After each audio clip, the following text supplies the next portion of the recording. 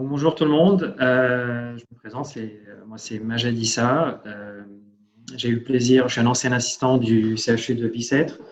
J'ai eu le plaisir de rejoindre l'équipe du l'hôpital privé du Vadière avec le docteur Abou Farah et la clinique Paris-Lila. Donc je vais parler ce matin d'un sujet qui connaît un grand essor depuis 10-15 ans et beaucoup de développement. C'est la chirurgie préservatrice de l'hanche. C'est un sujet qu'on découvre de plus en plus et pour lequel on a de plus en plus de moyens et de connaissances. Donc l'évolution de nos connaissances théoriques sur les pathologies de la hanche et surtout l'avènement de nouveaux outils techniques nous a donné la possibilité de soigner beaucoup de défauts morphologiques et de lésions de la hanche. On a maintenant la possibilité également de réaliser ces gestes-là, réaliser une bonne partie de ces gestes-là en mini-invasif, notamment grâce à l'arthroscopie de la hanche. Et tout cela nous permet d'optimiser la fonction de cette articulation, de gérer beaucoup de causes possibles de douleur au niveau de la hanche. Et donc, en somme, augmenter la longévité de cette articulation, voire éviter donc la fatalité qui était une prothèse de hanche. Donc, le message phare que je voudrais vous transmettre aujourd'hui, c'est que une douleur de hanche n'est plus inéluctablement synonyme de prothèse. C'est pour cela que j'aimerais bien distinguer la notion de traitement préservateur, donc la chirurgie préservatrice, et l'attitude classique qu'on avait jusqu'à récemment, c'est-à-dire d'essayer de jongler un peu avec la douleur, avec les déficits fonctionnels pour retarder le maximum possible la prothèse de hanche qui était un peu notre seule solution.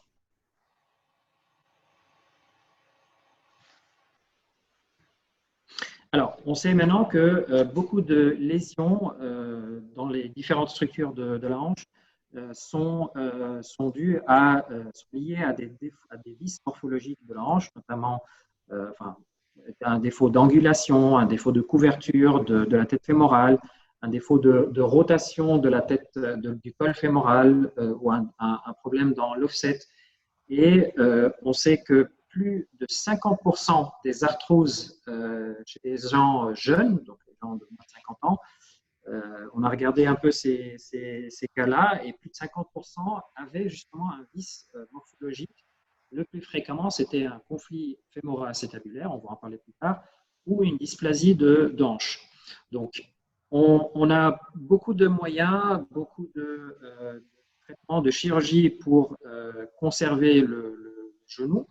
On fait beaucoup de stéotomie au niveau du genou, on fait beaucoup de ligamentoplastie, ligaments croisés, etc. Et on voit que vraiment, on avait jusque-là très peu de moyens au niveau de la hanche pour préserver justement cette articulation, ce qui n'est plus le cas maintenant. Alors, il faut vraiment, pour parler de chirurgie préservatrice de la hanche, il faut un certain alignement de planètes. On ne peut pas toujours proposer une chirurgie préservatrice à tous les patients.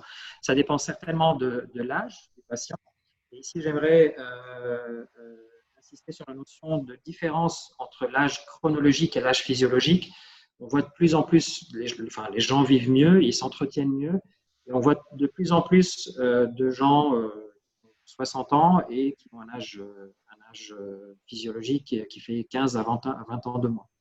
Le type d'activité certainement a une influence et ça influence les attentes fonctionnelles de chaque patient. Un patient qui est complètement sédentaire n'a pas les mêmes besoins, les mêmes attentes qu'un patient qui est sportif régulier, quotidien, etc.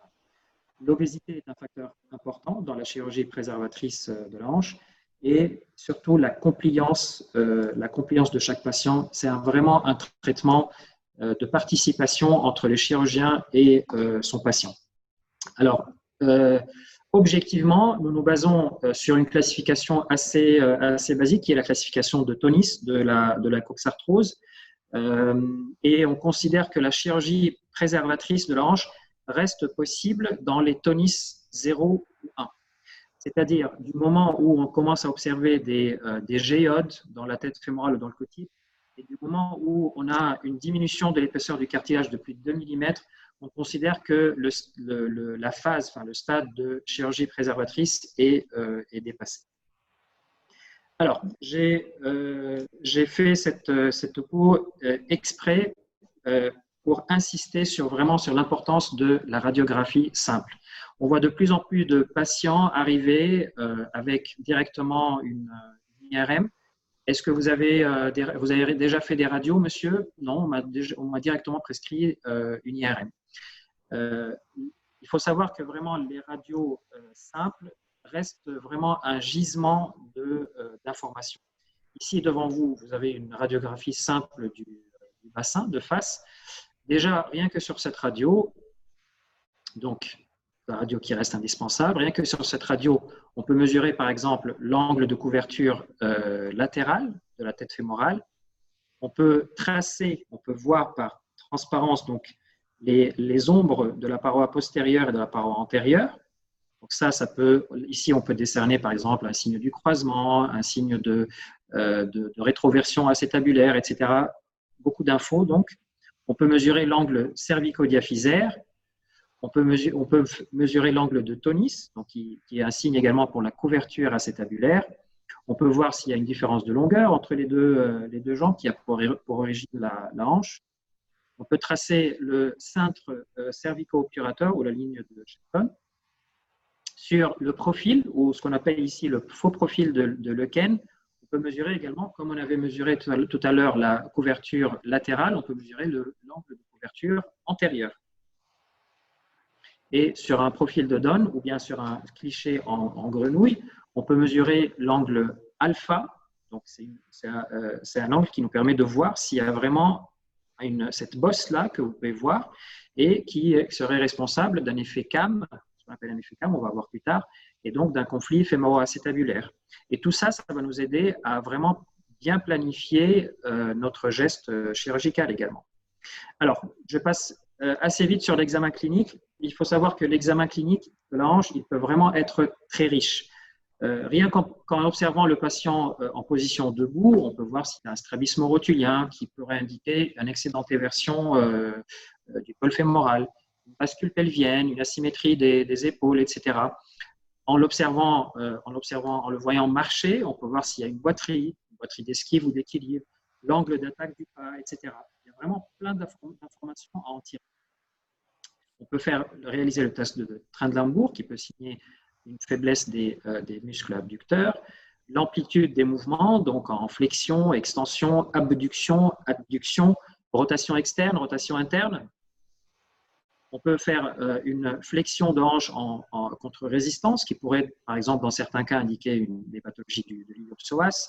On pourrait réaliser le test d'Aubert pour voir la tension du tractus iliotibial. On pourrait réaliser le test de roulement de la hanche qui peut déceler certaines sources de douleur. Le test très important de Fadry, donc flexion-adduction, rotation interne, qui est très utile dans le conflit fémoro-acétabulaire. Et inversement, le test de Faber, flexion-abduction, rotation externe. On peut mesurer l'antéversion du col, etc.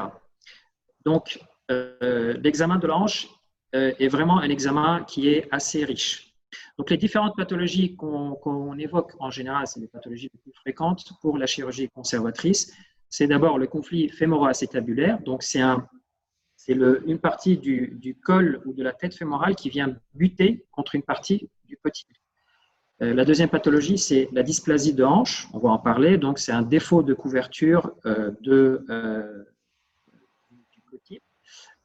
On peut observer également une antéversion excessive du col, une coxa valga, c'est-à-dire un angle cervico-diaphysaire augmenté par rapport à la normale, ou inversement, une coxa vara, un angle plus petit. Une coxa saltans ou des craquements douloureux au niveau de la hanche. On peut également observer, et ça c'est assez fréquent, des tendinopathies ou même voir des ruptures des tendons des fessiers, donc du moyen et du petit fessier. Ça ressemble assez à ce qu'on observe au niveau de la coiffe des rotateurs. Et bien sûr, on peut avoir des lésions ostéofémorales et des pores étrangers intra-articulaires. Pour commencer avec le conflit fémoro-acétabulaire, donc on a 3 types de conflits. Soit c'est cette bosse-là, on a une certaine bosse qui peut être primaire ou secondaire à une pathologie dans l'enfance, qui fait que quand le patient fléchit, quand il plie sa hanche et qu'il fait une rotation interne, cette bosse-là vient buter contre le rebord cotyloïdien. Inversement, le rebord cotyloïdien peut être beaucoup trop prononcé et il vient justement buter sur un col qui est par ailleurs normal. On peut également avoir un mélange des deux. Dans 25% des conflits fémoro-acétabulaires, on a un mélange des deux, de la came et du pincer, ou ce qu'on appelle en français l'effet tenaille. Beaucoup plus rarement, on peut avoir un conflit entre le petit trochanter et l'ischio, on peut avoir un conflit postérieur entre le grand trochanter et l'ischio, etc. Et ça, c'est beaucoup plus rare. Au scanner 3D, regardez comment normalement une tête fémorale, le rebord cartilagineux se termine ici. Donc toute cette partie-là, c'est cette butée, c'est cette bosse qui, en rotation et en flexion, vient buter contre le rebord du cotyle. Et donc, au niveau du rebord cotyloïdien, on a le labrum du cotyle qui peut donc être abîmé. Sur des coupes transversales, voilà ce que ça donne. Donc ici, un effet cam. Donc en rotation interne, ça vient buter et ça vient écraser carrément le labrum. Un effet tenaille, voilà, même effet. Et quand c'est mixte, c'est encore, c'est les deux mécanismes en même temps. Au niveau de la radio, donc, comme on a vu sur le profil de Don, on peut mesurer donc l'angle alpha qui peut nous indiquer combien d'excès d'os il y a. Donc combien d'os il faudra réséquer. Alors, comme conséquence de, comme on a dit, le labrum est écrasé à cause de ce conflit fémoro-acétabulaire. On peut observer une délamination progressive du cartilage. Donc tout ça, ça peut être vraiment très douloureux. Et on peut observer une lésion par bras de levier, des lésions de contre-coup, donc diamétralement opposées, des lésions du cartilage postéro-inférieur, et voire même des problèmes de la symphyse pubienne, du rachis lombaire, des sacroiliaques, etc., par modification vraiment de la dynamique de la hanche. Regardez par exemple ici c'est la tête fémorale, le labrum qui est complètement effiloché ici, et plus à l'intérieur, on peut peut-être observer, si vous voyez, le cartilage qui commence à s'abîmer. Ici, c'est une vue, là c'est la tête fémorale, ici c'est le col fémoral avec cette bosse-là. Donc c'est ça, la bosse qui fait effet cam, et après résection, donc, voilà, on a rétabli une ligne homogène avec un col normal. Alors, les solutions, donc vous l'avez déjà compris, les solutions pour le conflit fémoro-acétabulaire, essentiellement, on peut employer l'arthroscopie de hanche pour fraiser donc juste cet excès d'os, que ce soit sur le col fémoral ou sur le cotyle. On peut aller débrider, voire réparer le labrum. Certains même vont maintenant jusqu'à faire reconstruire le labrum. On peut aller faire un débridement du cartilage, des microfractures pour stimuler la formation de fibrocartilage. On peut également, quand on a besoin, réaliser ce qu'on appelle une luxation chirurgicale de la hanche, c'est-à-dire un abord de la hanche native vraiment en mini-invasif, sans porter atteinte aux vaisseaux nourriciers de la tête fémorale, ni aux structures nobles avoisinantes. Donc ça permet, c'est plus agressif certainement, mais ça permet une vision beaucoup plus étendue sur la tête fémorale et sur le cotyle. Et donc, ça garde son utilité dans certains cas. D'ailleurs, c'est comme ça qu'on avait commencé le traitement préservateur de la hanche. Gans en Suisse, etc., les premiers pionniers de la hanche ont commencé à la soigner avec des luxations chirurgicales. Une petite vidéo donc pour vous montrer un peu à quoi ça ressemble. Ici, la tête fémorale. Ici, le chirurgien, donc, pardon, il palpe le labrum. Donc, quand il s'agit d'un effet tenaille, ici l'excès d'os, donc on peut, par arthroscopie, désinsérer focalement le labrum pour fraiser justement l'excès d'os, pour enlever l'effet tenaille. Voilà. Et ce qui nous ramène donc un rebord cotyloïdien normal. Et là, il nous reste à réinsérer ce labrum à l'aide un peu, vraiment, ça ressemble beaucoup aux interventions et aux implants d'ailleurs qu'on utilise pour l'épaule, pour réinsérer le labrum. C'est des encres avec des fils qui servent justement à réinsérer cette structure-là. C'est une structure très importante parce qu'elle a un effet ventouse, donc qui conserve la stabilité de la tête fémorale et qui empêche justement, par pression négative, que ça se luxe. Quand c'est un effet CAM, donc pour cette bosse-là au niveau du col fémoral, donc on commence par délimiter la zone qui est excisée. On peut certainement s'aider de scopie, donc de radiographie en péropératoire, et avec une fraise, donc on excise donc cette cam, cette bosse, et en péropératoire, voilà ce que ça peut donner. Ici, donc la tête fémorale, on commence par délimiter donc la zone qui est malade, l'os excessif, et puis avec une fraise, comme vous voyez ici, on fraise, c'est vraiment des gestes de quelques millimètres, hein, mais c'est quelques millimètres qui font la différence pour le long terme. Voilà. Deuxième pathologie, la dysplasie de hanche. Donc, je vous rappelle, on a plus de la moitié des arthroses chez les jeunes. On a vu que c'était essentiellement des conflits fémoracétabulaires ou une dysplasie. La dysplasie, c'est un défaut de couverture de la tête fémorale. C'est-à-dire qu'il y a une partie de la tête fémorale qui est en dehors. Et ce qui fait que la surface d'appui sur la hanche, sur le cartilage, est très diminuée. Ça revient à la formule toute simple de l'école.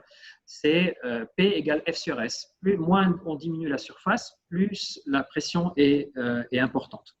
Et donc, ceci peut être donc arthrogène. Et quand, en plus, c'est accompagné d'une faiblesse capsulaire et d'une micro-instabilité, ça complique encore plus le problème. On peut avoir donc un défaut d'angulation ou d'éversion du fémur, comme on a dit. Donc, une antéversion excessive, par exemple, peut causer une instabilité antérieure, un conflit postérieur avec le bord postérieur du grand trochanter. L'angle cervico-diaphysaire peut être exagéré ou diminué, et chaque vis morphologique a son impact sur la fonction de la hanche. Alors, par exemple, quand on a une dysplasie, qu'est-ce qu'on peut faire? Tout simplement, on va chercher à augmenter cette surface de couverture en réalisant une butée du rebord cotyloïdien. C'est en général un fragment de crête iliaque qu'on fixe à l'aide d'une vis, et vous voyez que la tête fémorale, là, elle est entièrement couverte, et donc la surface d'appui est répartie sur une zone beaucoup plus large. On peut également réaliser, c'est une intervention beaucoup plus compliquée qu'il faudra bien planifier, on peut réaliser carrément une ostéotomie, ce qu'on appelle ostéotomie périacétabulaire. C'est une ostéotomie, une section autour du cotyle qu'on repositionne de façon à améliorer la couverture et la version du cotyle. Quand il s'agit d'un vis architectural au niveau du fémur, on peut réaliser donc une ostéotomie. Ici, un exemple d'ostéotomie de varisation. Donc, on a diminué l'angle cervico-diaphysaire ou une dérotation pour diminuer l'antéversion, etc. Troisième pathologie, c'est donc ce qu'on appelle communément la hanche des danseurs ou la hanche des karatékas. Donc, c'est des conflits, des conflits entre tissu mou et os qui peuvent devenir douloureux. Donc, c'est ce qu'on appelle la coxa saltans ou le snapping hip chez les anglo-saxons. Ça peut être un conflit, enfin une coxa saltans extra-articulaire qui peut être soit médial. Donc, ici, il s'agit d'un frottement du tendon de l'iliopsoas sur le rebord antérieur de la branche iliopubienne, donc ce qu'on appelle l'éminence iliopectinée. Et à force de frotter et de faire un effet essuie-glace sur cette éminence, eh bien, la bourse qui est en dessous, elle s'inflamme. Et donc, ça peut être source de douleur et source de gros craquements qui peuvent même être audibles par l'examinateur. La coxa saltans peut être latérale. Donc, à ce moment-là, c'est le tractus iliotibial qui fait le même effet, donc, mais sur le rebord du grand trochanter. Et donc, ça peut entraîner une inflammation de la bourse rétro-antérieure. Le craquement douloureux de la hanche peut être également intra-articulaire, et ici on a une multitude de causes possibles. Sur une hanche vierge, ça peut être une lésion du labrum, ça peut être un corps étranger, un fragment de cartilage ou d'os dans l'articulation. Et également, on peut observer cela sur une prothèse de hanche. Alors, quand l'implant cotyloïdien déborde un peu au niveau antérieur, on a comme le conflit extra-articulaire, donc médial sur hanche native. Ici, on a le tendon donc, du psoas qui peut frotter sur le rebord de la cupule et donc entraîner vraiment des douleurs qui peuvent être invalidantes. Le traitement de tous ces conflits-là peut également être réalisé par arthroscopie, que ce soit une libération partielle ou totale du tendon, que ce soit une libération de la bandelette du tractus iliotibial, une réparation du labrum, etc.